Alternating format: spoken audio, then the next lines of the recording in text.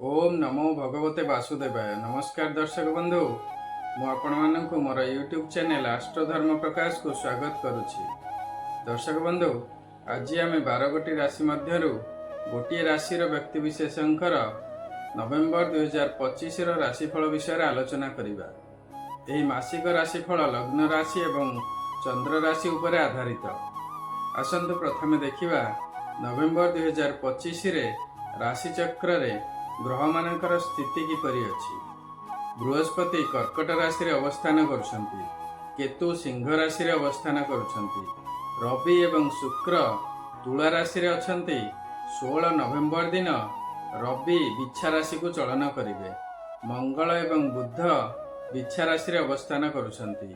राहु कुंभ राशि रे अछंती एवं शनि मीन राशि रे अछंती। एहा थिला नवेम्बर 2025 रे राशि चक्र रे ग्रह मानकर स्थिति। यदि आपणकर किछि निर्दिष्ट समस्या थाए एवं निज जातकर ज्योतिष शास्त्र सम्मत एनालिसिस करबा को चाहुथांती, तेबे वीडियो रे दिया जाइथिबा नंबर रे जोगाजोग करंतु। वर्तमान पर्यंत जदि मो चैनल को आपण सब्सक्राइब करि नांती, तेबे सब्सक्राइब निश्चय करंतु। भिन्न भिन्न ग्रह मानकर गोचर रे चलन बा राशि परिवर्तन, ग्रह मानकर वक्री चलन, ग्रह मानकर शुभ एवं अशुभ जग विषय रे मो चैनल रे बहुत इनफॉर्मेटिव वीडियो अछि, ताकू देखंतु एवं यार प्रभाव एवं प्रतिकार विषय रे जानंतु। आसंतु देखिबा नवेम्बर 2025 रे तुला राशि रे व्यक्ति मानकर मासिक राशिफल किपरि अछि। तुला राशि रे अधिपति ग्रह हेउछन्ति शुक्र, जे कि तुला राशि रे बा स्व राशि रे अवस्थान करुछन्ति। तेणु नवेम्बर 2025 रे आपणकर स्वास्थ्य भल रहिबो। तुला राशि रे रवि मध्य थिबारु आपण मास सारा फुल एनर्जेटिक मध्य रहिबे। आपणकर धनाधिपति मंगल धन स्थान रे बा स्वस्थान रे अवस्थान करुछन्ति। मंगल आपणकर सप्तम स्थान रे मध्य अधिपति ग्रह अटंती। तांका साथी रे आपणकर भाग्याधिपति बुध मध्य अवस्थान करुछन्ति। तेणु धन प्राप्ति दृष्टि समय बहुत भल अछि। शनि आपणकर षष्ठ स्थान रे अवस्थान करुछन्ति। शनि षष्ठ स्थान रे अत्यंत शुभ फल प्रदान करन्ति। षष्ठ शनि साधारणतः धन प्राप्ति, कर्म क्षेत्र रे उन्नति, कार्य रे सिद्धि, क्षमता प्राप्ति, ऋण मुक्ति इत्यादि करिथांति। इनकम दृष्टि अर्थ प्राप्ति दृष्टि नवेम्बर 2025 रे आपणकर बहुत भल समय रहिबो। वाणिज्य व्यवसाय जदि करुथांती, तेबे भल आय हेबो एवं लाभ मध्य हेबो। व्यवसाय रे उन्नति करिवे। जदि पार्टनरशिप रे बिजनेस करथांती, तेबे बहुत भल समय रहिबो।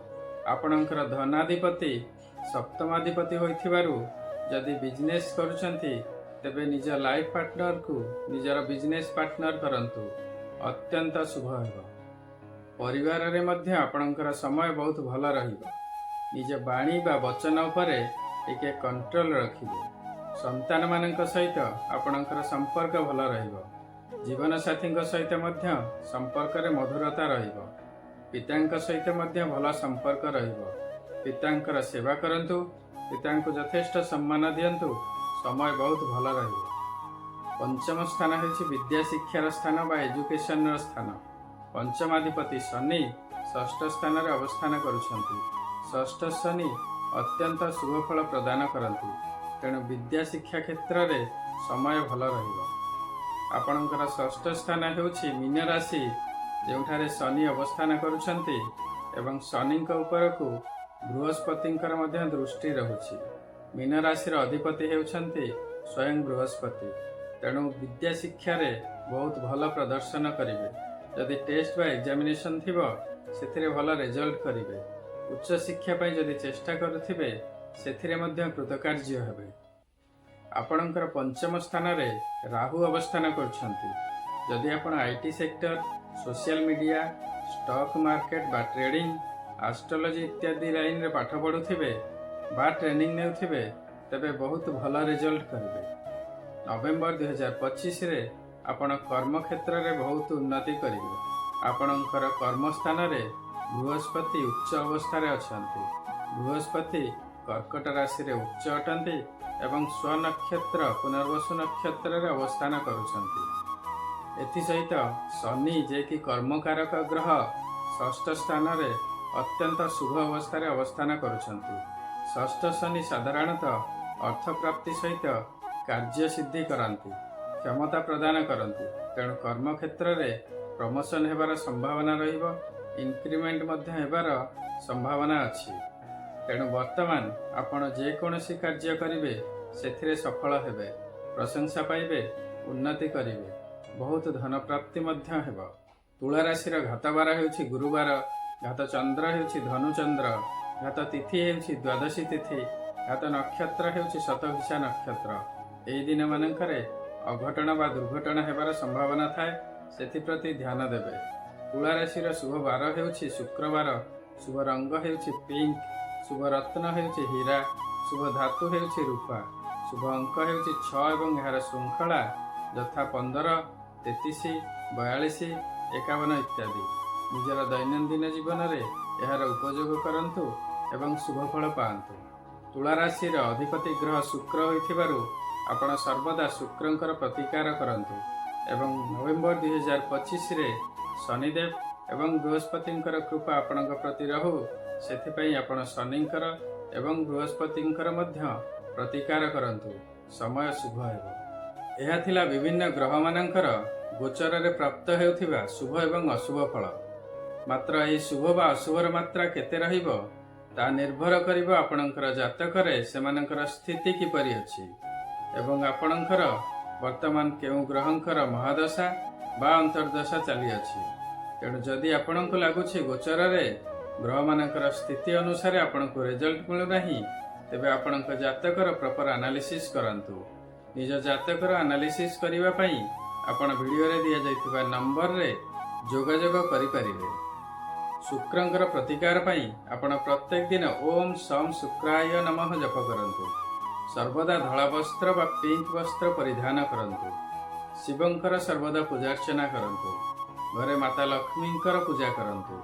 शुक्रवार उपवास करंतु बा सात्विक आहार ग्रहण करंतु। मातृशक्ति को सम्मान दियंतु। दरिद्र स्त्री लोक मानंकु धला पदार्थ यथा चाउल, चीनी, क्षीर, दही एवं सिल्वर कॉइन इत्यादि दान करंतु। प्रत्येक दिन संध्या बेले घरे कर्पूर रे आळती करंतु। शुक्रदेवंकर कृपा प्राप्ति निश्चय हेबो। शनिदेवंकर प्रतिकार स्वरूप आपण प्रत्येक दिन शनिंकर बीज मंत्र ओम सम शनिश्चराय नमः जप करंतु। शनिवार दिन शनि मंदिर जांतु एवं शनिदेवंकर पूजार्चना करंतु। राशि तेल रे दीपटिए दान करंतु। काऊ एवं बुला कुकुर मानंकु प्रत्येक दिन खाइबा को दियंतु। दरिद्र श्रमजीवी एवं सफाई कर्मचारी मानंकु खाद्य, कला वस्त्र, कंबल, छता इत्यादि दान करंतु। प्रत्येक दिन हनुमान चालीसा पाठ करंतु। शनिदेवंकर कृपा प्राप्ति हेबो। देवगुरु बृहस्पतिंकर प्रतिकार पई आपण प्रत्येक दिन ओम सह गुरवे नमः जप करंतु। यदि गुरु दीक्षा नैथिबे तेबे गुरु मंत्र जप करंतु। निजर इष्ट देवता बा इष्ट देवींकर श्रद्धा पूर्वक प्रत्येक दिन पूजा करंतु। प्रत्येक दिन ओम नमः शिवाय जप करंतु एवं प्रत्येक सोमवार शिव मंदिर जांतु, शिवंकर पूजा करंतु। निजर कुल पुरोहित एवं ब्राह्मणंक सहित संपर्क भल रखंतु। पितामातांकर सेवा करंतु। देवगुरु बृहस्पतिंकर कृपा प्राप्ति हेबो। आशा करुचे वीडियोटी आपनको निश्चय भल लागिथिबो। जदि भल लागिछि तेबे वीडियोटी को लाइक करंतु एवं शेयर करंतु। वर्तमान पर्यंत जदि मो चैनल को आपण सब्सक्राइब करि नाहंती तेबे सब्सक्राइब निश्चय करंतु। आपणकर मतामत कमेंट सेक्शन में निश्चय देवे। सर्वे भवन्तु सुखिनः, सर्वे सन्तु निरामया, सर्वे भद्राणि पश्यन्तु, मा कश्चित् दुःखभाग् भवेत्। ओम नमः शिवाय। नमस्कार।